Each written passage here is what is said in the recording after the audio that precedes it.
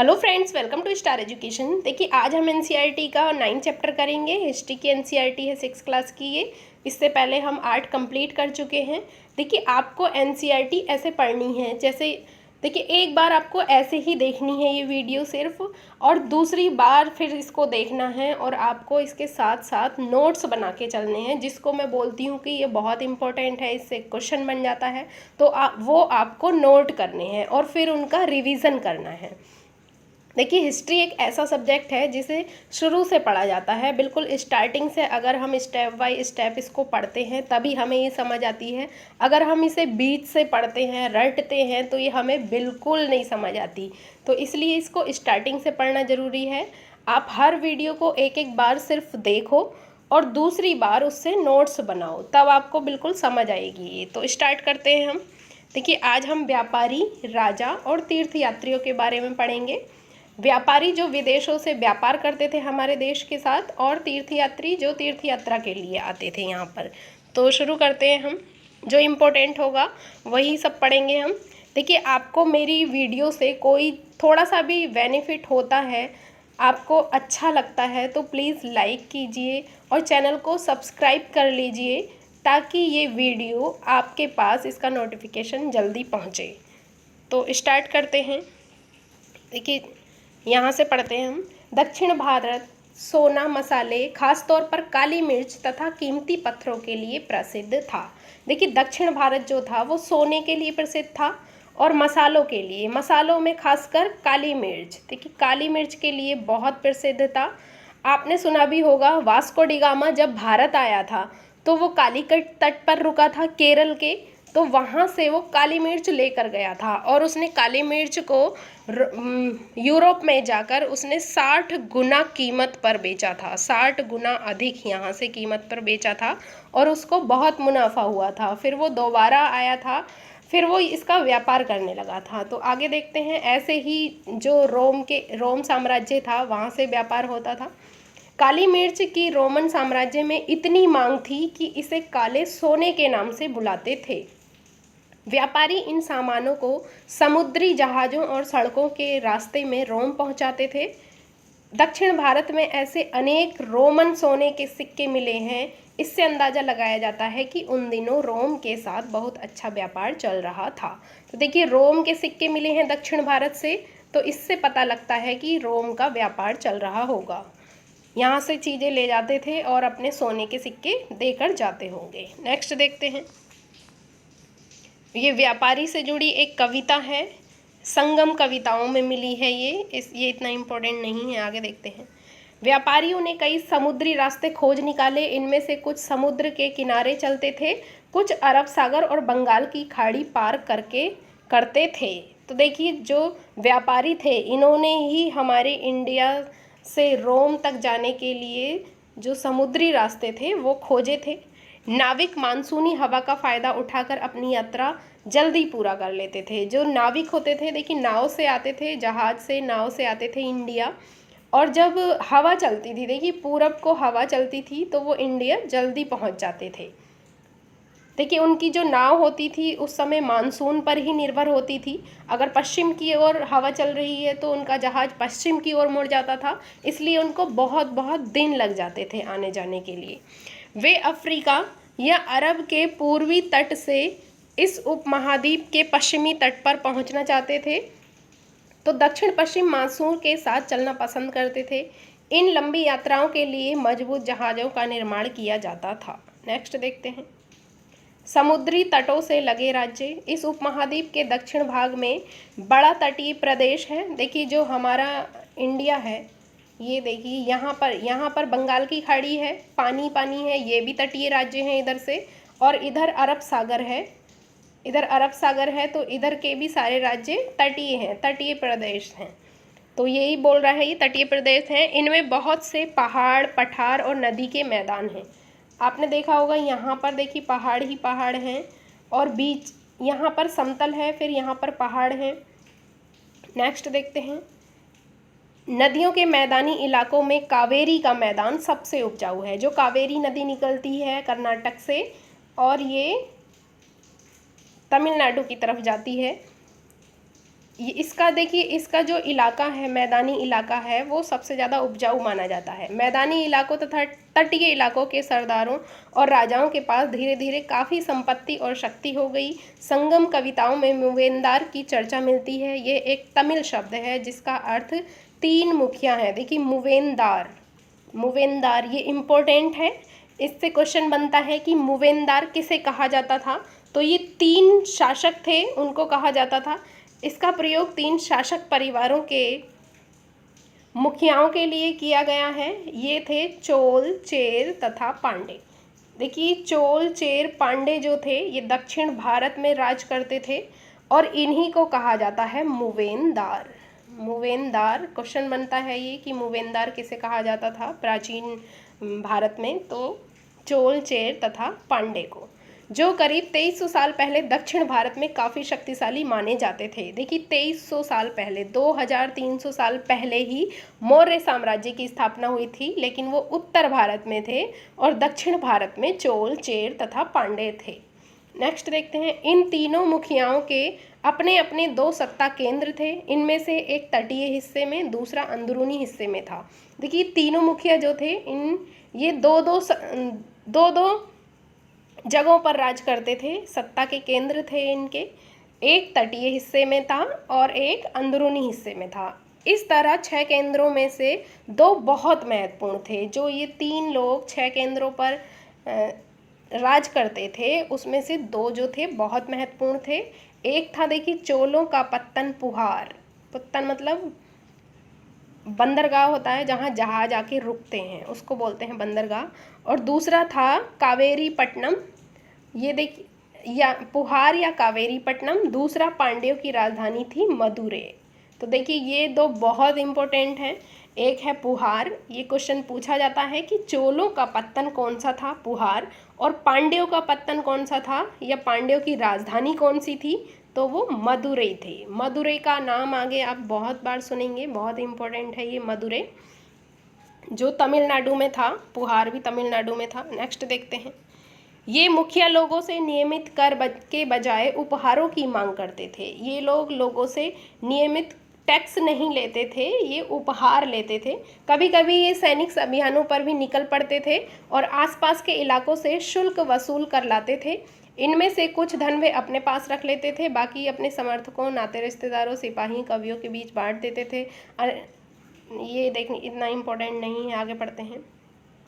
इसके लगभग 200 वर्षों के बाद पश्चिमी भारत में सातवाहन राजवंश का प्रभाव बढ़ गया। सातवाहनों का सबसे प्रमुख राजा गौतमी पुत्र श्री सातकर्णी था। देखिए ये इम्पोर्टेंट है कि सातवाहन का सबसे महत्वपूर्ण राजा कौन था, तो वो गौतमी पुत्र श्री सातकर्णी था। उसके बारे में हमें उसकी माँ गौतमी बलश्री द्वारा दान किए गए अभिलेख से पता चलता है। वह और अन्य सभी सातवाहन शासकों दक्षिणापथ के स्वामी कहे जाते हैं। देखिए ये सब कौन कहे जाते थे, सातवाहन शासक दक्षिणापथ के स्वामी। ये क्वेश्चन देखिए कई एग्जामों में पूछा गया है। और देखिए ये श्री गौतमी पुत्र श्री सातकर्णी, इससे ये भी क्वेश्चन बनता है कि कौन सा सातवाहन शासक अपने आगे माँ का नाम लगाता था, तो ये गौतमी पुत्र श्री सातकर्णी ही है। एसएससी में क्वेश्चन आ चुका है ये। नेक्स्ट देखते हैं, दक्षिणापथ का शाब्दिक अर्थ दक्षिण की ओर जाने वाला रास्ता होता है। पूरे दक्षिणी क्षेत्र के लिए भी यही नाम प्रचलित था। श्री सातकर्णी ने पूर्वी, पश्चिमी तथा दक्षिणी तटों पर अपनी सेनाएं भेजी थीं। तो देख लेते हैं कहाँ पर है ये सातवाहन। तो यहाँ देखिए मैप है, यहाँ पर देखते हैं हम मैप में। देखिए ये दक्षिण भारत है पूरा यहाँ से नीचे, और ये इसके पश्चिम में देखिए महाराष्ट्र साइड में, ये देखिए महाराष्ट्र है यहाँ से नीचे से, ये यहाँ पर महाराष्ट्र और गुजरात दोनों का एरिया आ जाता है ये। यहाँ पर थे सातवाहन शासक। देखिए यहाँ से दक्षिण की ओर रास्ता जाता था, इसलिए इनको दक्षिणी पथ का स्वामी कहा जाता था। नेक्स्ट देखते हैं,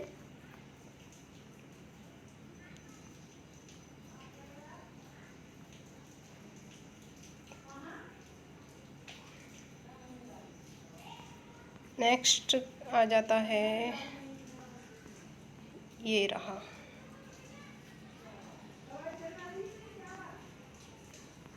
रेशम मार्ग की कहानी आ जाती है। देखते हैं रेशम मार्ग की कहानी। आपने सुना होगा रेशम मार्ग। देखिए, कीमती चमकीले रंग और चिकनी मुलावट बनावट की वजह से रेशमी कपड़े अधिकांश समाज में बहुमूल्य माने जाते हैं। रेशमी कपड़ा तैयार करना एक जटिल प्रक्रिया है। रेशम के कीड़े से कच्चा रेशम निकालकर सूत कताई होती है और फिर उसे कपड़ा बुना जाता है। रेशम बनाने की तकनीक का आविष्कार सबसे पहले चीन में करीब 7000 वर्ष पहले हुआ। तो देखिए, ये क्वेश्चन यहाँ पर इम्पोर्टेंट हो जाता है कि सबसे पहले रेशम बनाने की कला किसने विकसित की थी? तो ये चाइना ने की थी। कब? लगभग 7000 साल पहले। सबसे पहले रेशम का आविष्कार किसने किया था? चाइना ने। इस तकनीक को उन्होंने हजारों साल तक बाकी दुनिया से छुपाए रखा था, क्योंकि देखिए रेशम जो था बहुत महंगा बिकता था और उसका चाइना जो था यूरोप को एक्सपोर्ट करता था, तो उसको बहुत सारा उससे पैसा मिलता था और इसलिए उसने सारी दुनिया से इस तकनीक को छुपाए रखा हजारों साल तक। पर चीन से पैदल, घोड़े या ऊँटों पर कुछ लोग दूर दूर की जगहों पर जाते थे और अपने साथ रेशमी कपड़े भी ले जाते थे। जिस रास्ते से ये लोग यात्रा करते थे वे रेशम मार्ग के नाम से प्रसिद्ध हो गया। देखिए, यहाँ पर जैसे चाइना में रेशम बन रहा है और ये लोग मध्य एशिया से होते हुए पश्चिमी एशिया में जाते थे और जिस रूट से होते हुए जाते थे हमारे इंडिया के उत्तर में यहाँ से, तो ये रास्ता ही रेशम मार्ग कहलाने लगा। जो व्यापारी लोग व्यापार करते थे इस रास्ते से होकर, उसी को रेशम मार्ग कहा जाने लगा। नेक्स्ट देखते हैं। कभी कभी चीन के शासक ईरान और पश्चिमी एशिया के शासकों को उपहार के तौर पर रेशमी कपड़े भेजते थे। यहाँ से रेशम के बारे में जानकारी और भी पश्चिम की ओर फैल गई। देखिए, ये लोग उपहार के तौर पर कपड़े ले जाते थे पश्चिमी एशिया में और ईरान की साइड, तो रेशम बनाने की जो जानकारी थी ये पीछे की ओर पश्चिम एशिया की ओर फैल गई। करीब 2000 साल पहले रोम के शासकों और धनी लोगों के बीच रेशमी कपड़े पहनने का फैशन बन गया। इसकी कीमत बहुत ही ज़्यादा होती थी, क्योंकि चीन से इसे लाने में दुर्गम पहाड़ी और रेगिस्तानी रास्तों से होकर जाना पड़ता था।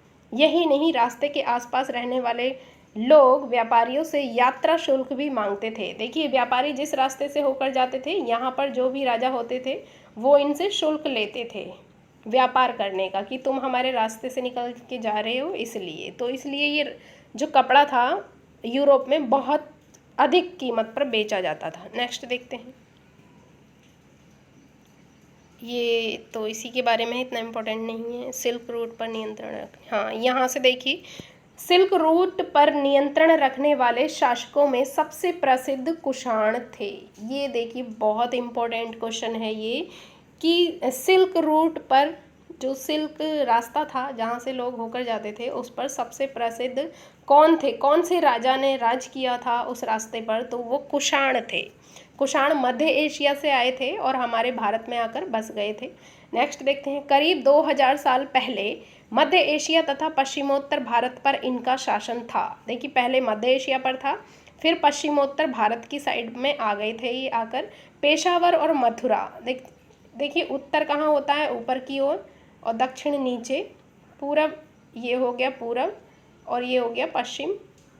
तो उत्तर और पश्चिम, भारत का उत्तर पश्चिम साइड, मतलब कि ये यहाँ पर पाकिस्तान पड़ता है, पंजाब पड़ता है, पेशावर पंजाब में ही पड़ता है। तो एक यहाँ से राज करते थे ये इंडिया में, पेशावर से। पहले देखिए, पाकिस्तान और इंडिया एक ही था, तो इंडिया ही कहेंगे इसको। तो यहाँ पेशावर था, यहाँ पे इनका केंद्र था, और दूसरा जो शक्तिशाली केंद्र था वो यूपी में था, मथुरा में, यहाँ पे। नेक्स्ट देखते हैं।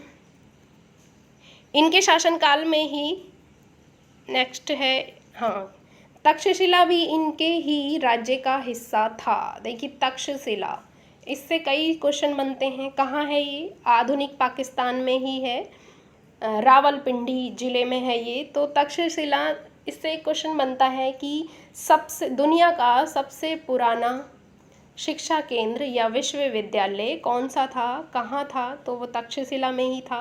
एक क्वेश्चन यूके SSSC में से ये बना था कि तक्षशिला कौन कौन सी नदियों के बीच स्थित है। तो आप बताएंगे इसका आंसर कि कौन कौन सी नदियों के बीच स्थित है। आप देखिए, एक तो सिंधु है, दूसरी आप ढूंढना कौन सी है। नेक्स्ट देखते हैं, इसके शासनकाल में ही सिल्क रूट की एक शाखा मध्य एशिया से होकर सिंधु नदी के मुहाने के पत्तनों तक जाती थी। फिर यहाँ से जहाज़ों द्वारा रेशम पश्चिम की ओर और रोमन साम्राज्य तक पहुंचता था। इस उपमहाद्वीप में सबसे पहले सोने के सिक्के जारी करने वाले शासकों में कुषाण थे। देखिए, कुषाणों ने बहुत भारी मात्रा में सोने के सिक्के चलाए थे और शुद्ध सोने के सिक्के चलाए थे। शुद्ध सोने के सिक्के जो थे, शुद्ध सोने के सिक्के सबसे ज़्यादा कुषाण ने चलाए थे। ये क्वेश्चन पूछा जाता है, क्यों इन्होंने इतनी भारी मात्रा में क्यों चलाए थे। देखिए, जो सिल्क रूट जाता था उस पर इनका नियंत्रण था और उससे बहुत ज़्यादा इनको टैक्स मिलता था, बहुत ज़्यादा पैसा था इनके पास, इसलिए इन्होंने सोने के सिक्के चलाए थे। सिल्क रूट पर यात्रा करने वाले व्यापारी इनका उपयोग किया करते थे। नेक्स्ट देखते हैं। नेक्स्ट, बौद्ध धर्म का प्रसार देखिए कौन से राजा ने अधिक किया था। कुषाणों का सबसे प्रसिद्ध राजा कनिष्क था। उसने करीब 1900 साल पहले शासन किया। उसने एक बौद्ध परिषद का गठन किया जिसमें एकत्र होकर विद्वान महत्वपूर्ण विषयों पर विचार विमर्श करते थे।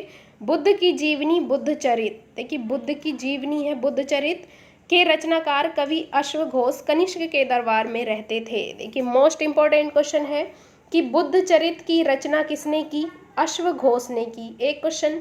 दूसरा क्वेश्चन कि अश्वघोष किसके दरबार में रहते थे, तो ये कनिष्क के दरबार में रहते थे।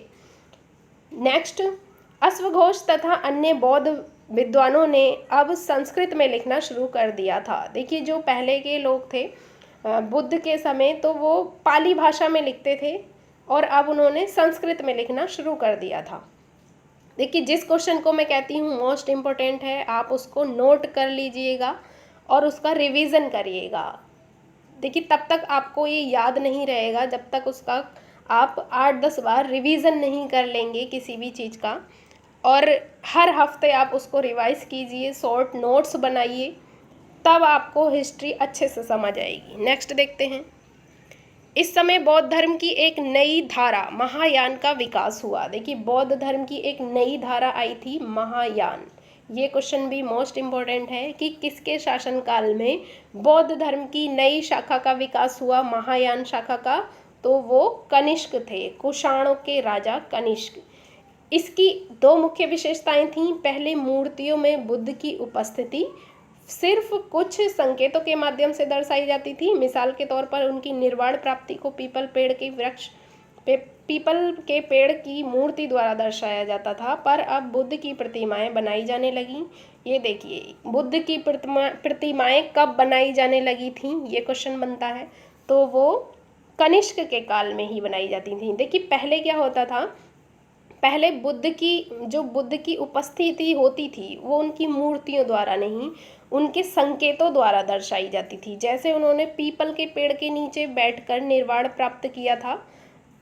निर्वाण मतलब ज्ञान की प्राप्ति को ही निर्वाण कहा गया है बौद्ध धर्म में। तो उन्हें ज्ञान की प्राप्ति पीपल के पेड़ के नीचे हुई थी, तो उसी को वही संकेत था, पीपल का पेड़ बना देते थे वो लोग मूर्ति के रूप में। उससे पता लगता था कि ये बुद्ध की निशानी है। लेकिन अब बुद्ध की प्रतिमाएं बनाई जाने लगी थी कनिष्क के शासनकाल में। इनमें से अधिकांश मथुरा में तो कुछ तक्षशिला में बनाई जाने लगी। देखिए, ये एक और क्वेश्चन आ जाता है कि सबसे पहले बुद्ध की प्रतिमा किस शैली में बनाई गई थी, तो मथुरा शैली में बनाई गई थी। बुद्ध की प्रतिमा कब बनाई गई थी, और मथुरा देखिए पहले भी हमने पढ़ा है कि प्रतिमाओं के लिए फेमस था, मूर्तियां बनाने के लिए फेमस था मथुरा। तो सबसे पहले बुद्ध की प्रतिमा मथुरा शैली में बनी है और बाद में तक्षशिला में बनाई गई थी, तो वो गांधार शैली में बनाई गई थी। नेक्स्ट देखते हैं। तक्षशिला गांधार में ही पड़ता है, पहले उसका नाम गांधार था। नेक्स्ट देखते हैं। दूसरा परिवर्तन बोधिसत्व में आस्था को लेकर आया। बोधिसत्व उन्हें कहते हैं जो ज्ञान प्राप्ति के लिए बाद के बाद एकांतवास करते हुए ध्यान साधना कर सकते थे, लेकिन ऐसा करने के बजाय वे लोगों को शिक्षा देने और मदद करने के लिए सांसारिक परिवेश में ही रहना ठीक समझने लगे। धीरे धीरे बोधिसत्व की पूजा काफ़ी लोकप्रिय हो गई और पूरे मध्य एशिया, चीन और बाद में कोरिया तथा जापान तक भी फैल गई। देखिए बोधिसत्व कब आया था? कनिष्क के शासनकाल में। ये भी क्वेश्चन इंपॉर्टेंट है। नेक्स्ट देखते हैं। बौद्ध धर्म का प्रसार पश्चिमी और दक्षिण भारत में हुआ, जहां बौद्ध भिक्षुओं के रहने के लिए पहाड़ों में दर्जनें गुफाएं खोदी गईं। नेक्स्ट देखते हैं। ये इतना इम्पोर्टेंट नहीं है। देखिए ये एक बार देख लेते हैं। ये सांची के स्तूप की एक मूर्ति का चित्र है। सांची का स्तूप कहाँ पर है? मध्य प्रदेश में है। किसने बनवाया था? ये अशोक के काल में बना था। ये अशोक ने बनवाया था। तो देखिए यहाँ इस वृक्ष की उसके नीचे की खाली आसन को देखो। मूर्तिकारों ने ये बताने के लिए खुदाई करके ये मूर्ति बनवाई कि बुद्ध को ज्ञान की प्राप्ति इसी वृक्ष के नीचे बैठकर ध्यान करते हुए हुई। देखिए ऐसी मूर्ति बनाई जाती थी पहले अशोक के काल में। ये देखिए पीपल का वृक्ष है, इसके नीचे एक खाली आसन है। इससे पता लगता है कि इसके नीचे बैठकर बुद्ध ने ज्ञान प्राप्त किया था। नेक्स्ट देखते हैं। देखिए इनके कनिष्क के काल में देखिए बौद्ध धर्म जो था बहुत जगह फैला था। चाइना, इंडोनेशिया, थाईलैंड में फैला था। और देखिए अशोक ने भी बौद्ध धर्म को बहुत ज़्यादा फैलाया जाता था, इसलिए इनको कनिष्क को द्वितीय अशोक भी कहा जाता है। इसीलिए द्वितीय अशोक बौद्ध धर्म। देखिए बौद्ध धर्म की शुरुआत जो थी इंडिया से शुरू हुई और ये पूर्वी एशिया में पूरब की तरफ फैल गई थी। और अब देखिए बौद्ध धर्म हमारी इंडिया में बहुत कम है और पूरब की ओर ज़्यादा है। नेक्स्ट देखते हैं। देखिए मथुरा में बनी बुद्ध की एक प्रतिमा का चित्र और दाएं तक्षशिला में बनी बुद्ध की प्रतिमा का एक चित्र। देखिए ये वाला चित्र जो है बुद्ध की प्रतिमा का जिसमें खड़े हुए हैं, ये मथुरा में बनी है। मथुरा का चित्र है ये। और ये मूर्ति जो है बैठे हुए बुद्ध की प्रतिमा का चित्र है, ये तक्षशिला में बनी है। आप देख सकते हैं इनमें डिफरेंस क्या है। इसको ये गांधार शैली में बनी है और ये मथुरा शैली में बनी है। नेक्स्ट देखते हैं। बौद्ध धर्म दक्षिण पूर्व की ओर श्रीलंका, म्यांमार, थाईलैंड तथा इंडोनेशिया सहित दक्षिण पूर्व एशिया के अन्य भागों में भी फैला। देखिए कहाँ तक फैल गया था ये। नेक्स्ट देखते हैं। थेरवाद नामक बौद्ध धर्म का आरंभिक रूप इन क्षेत्रों में कहीं अधिक प्रचलित था। देखिए थेरवाद एक और शाखा जो आजकल शाखा है, देखिए थेरवाद और महायान, ये दो शाखाएं बौद्ध धर्म की प्रसिद्ध हैं आजकल वर्तमान में। और जो पूर्वी क्षेत्रों में जो बौद्ध धर्म है वो थेरवाद ही सबसे ज़्यादा है। नेक्स्ट देखते हैं। तीर्थयात्रियों की जिज्ञासा। व्यापारी काफिलों में तथा जहाज़ों पर दूर दूर जाया करते थे। देखिए जो व्यापारी होते थे वो काफिला बनाकर चलते थे, मतलब बहुत सारे लोग समूहों में चलते थे और जहाज़ों पर दूर दूर से अपना व्यापार करते थे। बहुत से तीर्थयात्री भी उनके साथ यात्रा पर निकल पड़ते थे। तो जब व्यापारी आते थे तो कुछ लोग व्यापार करने के मकसद से नहीं, वो तीर्थ यात्रा के मकसद से आते थे। तीर्थयात्री कौन होते हैं? तीर्थयात्री वे स्त्री पुरुष होते हैं जो प्रार्थना के लिए पवित्र स्थानों की यात्रा किया करते हैं। नेक्स्ट देखते हैं। इसी तरह भारत की यात्रा पर आया चीनी बौद्ध तीर्थयात्री फाशियन या फाहियान भी बोलते हैं इसको। दूसरी बुकों में आपको फाहियान मिलेगा, फाहियान, और इसमें फाशियन लिखा है। काफ़ी प्रसिद्ध है। वह करीब 1600 साल पहले आया। श्वेनसांग 1400 साल पहले भारत आया और उसके करीब 50 साल बाद इत्सिंग आया। तो देखिए ये तीन बौद्ध यात्री आए थे, तीर्थयात्री हैं ये तीनों। कहाँ से आए थे तीनों? चाइना से आए थे। तो ये क्वेश्चन पूछा जाता है, कभी कभी सीक्वेंस से लगाना आ जाता है कि सबसे पहले चाइना से कौन सा यात्री आया था। तो फाहियान आया था, सबसे पहले फाहियान आया था। फिर उसके बाद श्वेनसांग आया था। श्वेनसांग को देखिए वेनसांग भी बोलते हैं, वेनसांग। दूसरी बुक्स में आपको वेनसांग मिल सकता है इसका नाम। और उसके बाद इत सिंह आया था, इत सिंह, इत सिंह। ये आप याद रखेंगे इसका सीक्वेंस कि सबसे पहले फाशियान, फिर वेनसांग और बाद में इत सिंह आया था। वे सब बुद्ध के जीवन से जुड़ी जगहों पर और प्रसिद्ध मठों को देखने के लिए भारत आए थे। देखिए ये बौद्ध धर्म ग्रहण करने के लिए आए थे, बौद्ध धर्म की शिक्षा लेने के लिए आए थे। और इन्होंने नालंदा विश्वविद्यालय में जो फाहियान था, नालंदा विश्वविद्यालय में इन्होंने बौद्ध धर्म की शिक्षा भी ली थी। नालंदा कहाँ है? बिहार में है आज। नेक्स्ट देखते हैं। इनमें से प्रत्येक तीर्थयात्री ने अपने यात्रा का वर्णन लिखा। उन्होंने अपनी यात्रा के दौरान आई मुश्किलों के बारे में भी लिखा। इन यात्राओं में कई वर्ष लग जाया करते थे। देखिए क्यों लग जाया करते थे? क्योंकि वो समुद्री रास्ते से आते थे, जहाज़ों से। और जहाज़ किस पर निर्भर करते थे? मानसूनों पर। तो देखिए जहाज़ जब आंधी तूफान आता था तो उनको एक जगह रुक जाना पड़ता था, क्योंकि आंधी तूफान में जहाज जो थे पलटने का डर रहता था। तो इसलिए इनको बहुत कई वर्ष लग जाते थे। जिन देशों और मठों को उन्होंने देखा उनके बारे में उन्होंने लिखा, और उन किताबों के बारे में भी उन्होंने लिखा जिन्हें वे अपने साथ ले गए थे। यहाँ आए थे देखिए वो लोग, और जो यहाँ के राजा थे, राजाओं के बारे में इन्होंने लिखा, बौद्ध धर्म के बारे में लिखा कि यहाँ पर क्या होता है, और नालंदा विश्वविद्यालय के बारे में लिखा था, वहाँ के कुलपतियों के बारे में लिखा था कि कैसी शिक्षा दी जाती है। नेक्स्ट देखते हैं। देखिए फाहियान चीन वापस कैसे लौटा था, ये कभी कभी पूछ लिया जाता है। तो देखिए ये समुद्री रास्ते से वापस लौटा था, और इसको बहुत दिन लग गए थे, कम से कम 3 महीने इसको इंडोनेशिया पहुंचने में लग गए थे। ये पहले बंगाल से चला था, और पहले इंडोनेशिया गया, इंडोनेशिया में जावा पर रुका था ये 5 महीने। उसके बाद ये फिर चाइना गया था। तो ये बहुत सारी पांडुलिपियाँ ले गया था। पांडुलिपियाँ मतलब हाथ से लिखी हुई किताबें जो इसने लिखी थी, उन्हीं के बारे में देखिए जानकारी दी जाती है। नेक्स्ट देखते हैं। और जो वेनसांग था वो भूमार्ग से वापस गया था। तो क्वेश्चन पूछ लिया जाता है फाहियान कौन से रास्ते से गया था, तो वो समुद्री रास्ते से गया था। और वेनसांग कौन से रास्ते से गया था? ये भूमार्ग से गया था। चीन वापस लौटा। उसने सोने, चांदी और चंदन की लकड़ी की बनी शुद्ध बुद्ध की मूर्तियां तथा 600 से भी ज़्यादा पांडुलिपियां एकत्र की थीं। देखिए ये बहुत सारी बुद्ध की मूर्तियां लेकर गया था, और पांडुलिपियां भी इसने एकत्र की थीं बहुत।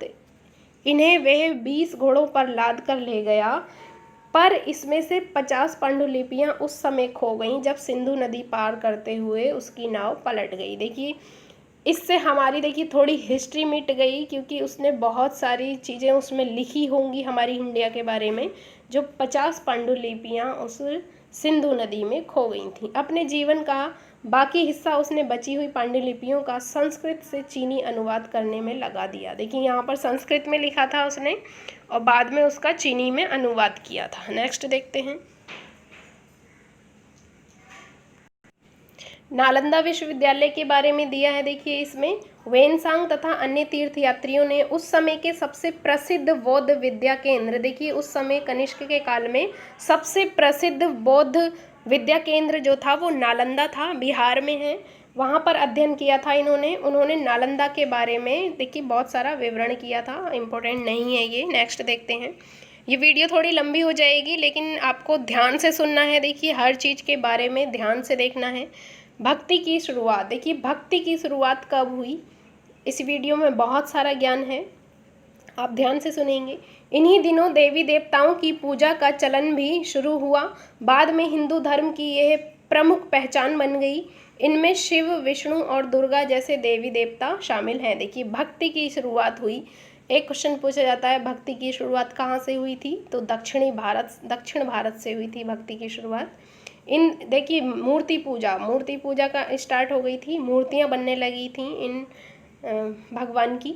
इन देवी देवताओं की पूजा भक्ति परंपरा के माध्यम से की जाती थी। भक्ति उस समय काफ़ी लोकप्रिय परंपरा बन गई।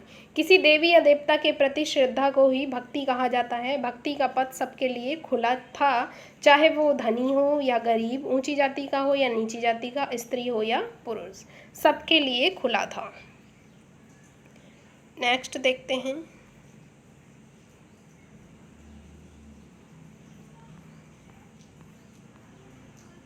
देखिए भक्ति का अर्थ क्या होता है देख लेते हैं। भक्ति भज शब्द से निकली है, शब्द से बना है भक्ति शब्द, जिसका अर्थ विभाजित करना या हिस्सेदारी होता है। ये इम्पोर्टेंट है, ये भी याद रखेंगे आप। कौन से शब्द से निकला है ये? भज से भक्ति, और इसका अर्थ क्या होता है? विभाजित करना या हिस्सेदारी। आप पढ़ सकते हैं, इसका स्क्रीनशॉट लेके आगे देखते हैं। एक भक्त द्वारा लिखी गई कविता है ये। नेक्स्ट है, देवी देवताओं का विशेष सम्मान होता था, इसलिए विशेष जगहों पर इनकी मूर्तियों को रखा जाता था। देखिए इनकी मूर्तियां एक विशेष जगह पर रखी जाती थीं और उसी के ऊपर ये मंदिर बनवा देते थे। इसी स्थानों को ही मंदिर कहते हैं। इसके बारे में हम आगे पढ़ेंगे। भक्ति परंपरा ने चित्रकला, शिल्पकला और स्थापत्य कला के माध्यम से अभिव्यक्ति की प्रेरणा दी है। देखिए चित्रकला मतलब कि चित्र बनाकर देवी देवता के, शिल्पकला मूर्तियां बनाकर, स्थापत्य कला मतलब मंदिर बनाकर। नेक्स्ट देखते हैं, हिंदू शब्द। देखिए हिंदू शब्द कभी कभी पूछ लिया जाता है कहाँ से निकला है। जहाँ से देखिए हिंदुस्तान निकला है उसी शब्द से हिंदू भी निकला है। हिंदुस्तान किस शब्द से निकला है? सिंधु से। देखिए ये क्वेश्चन में डाउट हो जाता है कभी कभी। देखिए जो ईरानी लोग थे वो सिंधु नदी को हिंदू बोलते थे। देखिए वो सा को हा बोलते थे, जैसे कि हम सप्ताह बोलते हैं, वो उसको हफ्ता बोलते थे, हफ्ता। तो इसलिए वो सिंधु नदी को हिंदू बोलते थे और उस नदी के पार रहने वालों को फिर हिंदू कहा जाने लगा, और जो वहाँ उस जगह को हिंदुस्तान कहा जाने लगा। ऐसे ही हिंदू शब्द जो है इंडिया की तरह, देखिए इंडिया शब्द किससे निकला है? इंडस से। सिंधु को ही इंग्लिश में इंडस कहते हैं, इंडस या सिंधु। तो कहाँ से निकला है ये? क्वेश्चन आएगा कि हिंदू शब्द कहाँ से निकला है? तो सिंधु शब्द से या इंडस से। इंडिया शब्द कहाँ से निकला है? इंडस से। सिंधु को ही क्या कहते हैं? इंडस कहते हैं। ये शब्द अरबी तथा ईरानियों द्वारा उन लोगों के लिए प्रयोग किया जाता था जो सिंधु नदी के पूर्व में रहते थे। देखिए स्टेटमेंट के रूप में क्वेश्चन पूछा जाता है कि क्या पहले किन लोगों के लिए हिंदू शब्द का प्रयोग होता था? तो सिंधु के पूर्व में रहने वालों के लिए होता था। यही शब्द उनके धार्मिक विश्वास तथा सांस्कृतिक परंपराओं के लिए भी प्रयुक्त होता था। नेक्स्ट देखते हैं, अन्यत्र आ गया ये। देखिए उसी समय देखिए अगली दूसरी जगह क्या हो रहा था। करीब 2000 साल पहले पश्चिमी एशिया में ईसाई धर्म का उदय हुआ। देखिए पश्चिमी एशिया में ईसा मसीह का जन्म बेथलेहम में हुआ, जो उस समय रोमन साम्राज्य का हिस्सा था। देखिए रोमन साम्राज्य मैंने आपको बताया था, उसी का हिस्सा था बेथलेहम, और वहीं पर ईसा मसीह का जन्म हुआ था। कब हुआ था? 2000 वर्ष पूर्व। देखिए 2000 वर्ष पूर्व मतलब 1 ईस्वी मानते हैं ईसा मसीह के जन्म को। देखिए 1 ईस्वी मानते हैं।